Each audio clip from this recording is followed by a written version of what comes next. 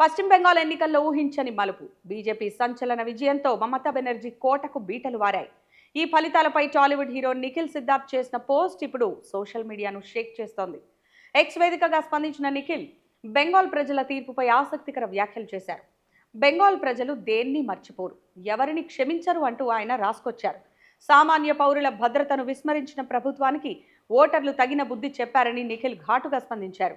నిఖిల్ ఈ వ్యాఖ్యలు చేయడానికి ప్రధాన కారణం కోల్కతాలోని ఆర్జీకర్ మెడికల్ కాలేజీలో జరిగిన జూనియర్ డాక్టర్ హేయమైన అత్యాచారం, హత్య ఉదంతం.